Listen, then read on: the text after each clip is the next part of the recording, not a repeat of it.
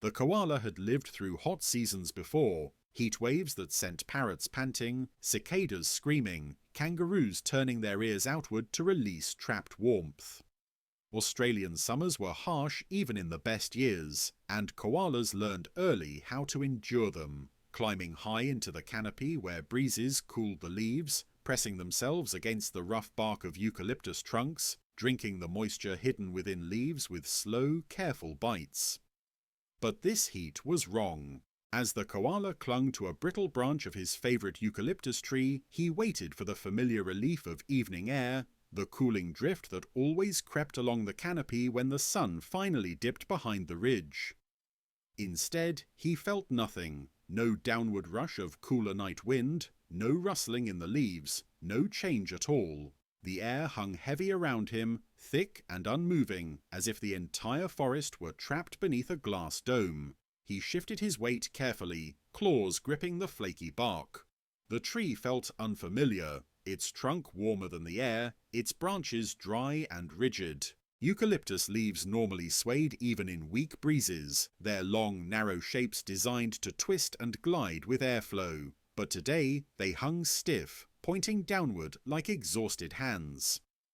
He pulled a leaf toward his mouth, chewing slowly. It tasted drier than usual. The oils inside were concentrated, intense, lacking the faint moisture that usually soothed his tongue. He paused, sniffing the air. No scent of nighttime coolness, no scent of damp earth rising from the soil, no stirrings from the underbrush. Even the insects were quiet. Too quiet. A group of cockatoos perched on a nearby branch, feathers puffed in discomfort. They shifted constantly, beaks opening slightly as they panted. One spread its wings, hoping for a breeze, but none came. The bird flapped once, then settled again, defeated by the thick stillness. Below, a wallaby moved slowly among the dried grass. It paused often, lifting its head toward the canopy as if listening for something, a signal the forest refused to give. Its ears twitched, but no cooling gust touched them. Eventually, the animal lowered its head and continued forward with a lethargic gait. The koala blinked, eyes heavy. He felt no desire to move. Movement meant heat. Movement meant losing moisture he could not spare, but the branch under him radiated warmth back into his body, as if the tree itself had absorbed the sun and refused to release it. Trees normally cooled as evening came. These trees did not. He climbed higher, trying to escape the stagnant air. Each step made the bark crumble slightly beneath his claws. The eucalyptus leaves whispered faintly as he brushed past them, but not because of wind, only from his weight shifting them. He settled in a nook of branches where he usually rested during hot hours, but today the nook felt suffocating. He opened his mouth slightly, letting heat escape. His chest rose and fell faster now. Koalas did not pant unless forced to. A strange whirring disturbed the silence. The koala turned his head slowly. Humans.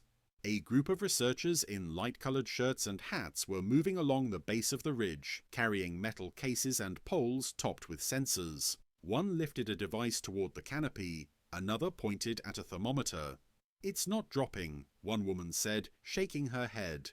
"Not even by half a degree. The canopy air should cool by now." Her colleague checked another instrument. "Trees aren't releasing heat either. Leaf surface temperature is matching the trunk temperature." "That's impossible," the first replied. "Eucalyptus cools fast. They transpirate at dusk. They should be releasing moisture." The koala watched them with dark, glassy eyes. Transpiration. He didn't know the word, but he felt the absence deeply. Leaves should have been releasing vapor, moisture that cooled the canopy and helped koalas endure harsh days. But today, every leaf felt sealed. Dry, tense. Another scientist tapped at a small screen. Humidity inside the canopy hasn't changed since midday. Air is static, zero vertical movement. "A thermal cap?" someone asked. "Maybe, or something blocking the usual cooling cycle." Their voices drifted faintly across the brittle grass. The koala listened without comprehension, but with instinct. The humans were concerned. The forest was concerned. and his own body was reacting to something he had never felt before, heat that refused to leave. He rested his head against the branch. The bark burned his cheek. He pulled away sharply. The tree was hotter than his own fur. He reached one paw out and tapped the trunk. Heat radiated outward like stored summer fire, yet the sun had already dipped behind the hills. Shadows stretched across the ground. Night approached, but the forest still baked as though trapped in perpetual afternoon. A glider possum zipped clumsily between two trees, or tried to. It launched from a high branch, spreading its membrane wings wide, but instead of catching cool descending air, it dropped too fast, the heavy warmth offering no lift. It flailed its limbs, managed to latch onto a lower branch, and clung there, trembling. The koala shifted again, uneasy. Night animals depended on that cool air to glide. Predators depended on it to hunt. Herbivores depended on it to breathe and rest. Without it, the entire rhythm of the forest was thrown off balance. A gust of wind finally approached. He saw leaves flutter on a distant tree, but when the breeze reached his branch, it felt warm. Not evening warm, midday warm. As if the wind had travelled across heated rocks and refused to lose a single degree. The koala pressed himself against the trunk again, desperate for even the illusion of shade-cooled bark. But the tree's heat pulsed against him, forcing him to pull away. Far below, the scientists set up another device, a tall metal mast with a spinning sensor at the top. The blades turned lazily. One researcher frowned. "Even the wind's wrong," he said. "Warm air is stuck under the canopy, mixing horizontally instead of rising." The woman shook her head. "It's like the forest is sealed, like the air can't escape." The koala felt that seal too, a heavy weight pressing downward.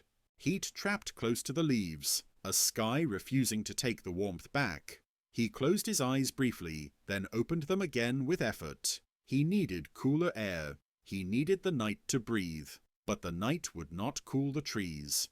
He remained clinging to the brittle eucalyptus, his claws hooked into bark that should have been releasing moisture. His ears twitched faintly. His breath grew shallow. Somewhere deep in the forest, a kookaburra called, a thin, hoarse sound instead of its usual rolling laugh. Even the birds had lost their voices in the heavy air. The koala shifted once more and pressed his face to the leaves.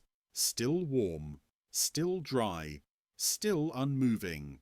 If the trees did not cool, if the air did not lift, if the forest remained sealed, then the koala, and every creature among the eucalyptus, would be trapped in a heat that refused to end even after the sun went down. Night arrived, but the heat remained. The koala had expected the darkness to bring relief.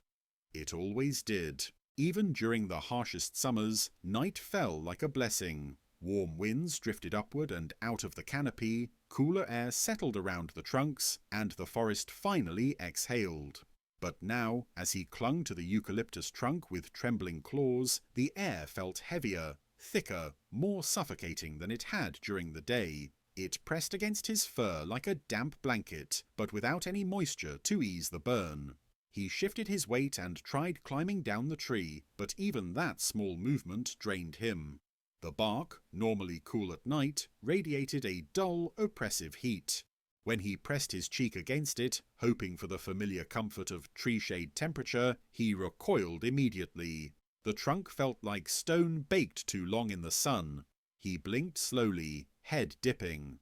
Koalas rarely drank water. Their bodies were built around the eucalyptus leaf, extracting moisture from every bite. But tonight his throat felt dry, unfamiliar, uncomfortable. He swallowed and felt nothing change. Below, the underbrush rustled weakly. A ringtail possum emerged, panting heavily, its flanks moving in shallow, rapid motions. It climbed the nearest shrub, paused halfway, then stopped entirely. Its small paws trembled. Under normal night conditions, it would leap easily to another branch, gliding effortlessly with the help of cool drafts. Tonight the heat pinned it down like a weight. The koala watched it slump against the branch, too exhausted to move. Somewhere to his left a faint thud, then another, fruit dropping prematurely from an ironbark tree. Eucalyptus rarely shed fruit at night. Something in the heat had disrupted their rhythm. Leaves above the koala's head curled inward, their tips drying into brittle spirals. The oils inside smelled sharper than usual, stronger, concentrated by lack of cooling. He reached for a leaf and chewed slowly. It broke apart like paper. His tongue burned from the intensity of the oils. He dropped the half-chewed leaf, unnerved. A distant sound rolled through the forest, not the call of an owl, nor the soft glide of a glider, but the metallic whine of machinery. The humans were still working. Their lights glowed faintly through the trees, casting long beams upward that hung motionless in the still air. The koala clung to his branch as the researchers' voices rose faintly, carried not by wind, but by oppressive stillness. Surface temperature still rising. Rising, after sunset. Trees are storing heat, they're not releasing it. Leaf vapor pressure is 0, they're not transpiring at all. I've never seen eucalyptus shut down like this. They're acting as if the air around them is hotter than themselves. What's causing the inversion? It's completely sealed. Sealed. The same word he had felt long before he heard it. The koala shifted again. His claws scraped the drying bark, sending small flakes drifting downward. Normally, cool evening breezes would carry the flakes away, but tonight they fell straight down, dropping like insects too tired to fly. The canopy remained unnervingly quiet. Cicadas did not scream. Flying foxes did not pass overhead. Even the frogs near the creek bed, frogs he often heard even from the treetops, stayed silent. He felt an instinctual fear tighten his muscles. Silence meant danger. Heat with no relief meant desperation. His body told him what generations of koalas before him had rarely needed to know. He needed water. Real water. Liquid water. Not leaf water. He began descending the tree. Each step burned his paws. The bark flaked beneath him. The branches sagged, lacking the usual nighttime stiffness. When he reached the lower trunk, the heat felt even stronger. The ground itself radiated warmth upward as if refusing to release the day's heat. He paused, panting, then crawled toward a nearby creek bed. It was dry, not just dry, warm. The stones at the bottom of the creek held heat like metal left in fire. The koala sniffed desperately for even a drop of moisture. There was nothing. The air tasted stagnant, stuck. Even the faint traces of humidity that normally clung to low-lying areas had vanished. He stumbled over a patch of scorched leaves. A wallaby lay nearby, chest moving in rapid, shallow breaths. Its eyes opened briefly as he approached, but it did not rise. Heat exhaustion. Stillness had robbed even the night of its mercy.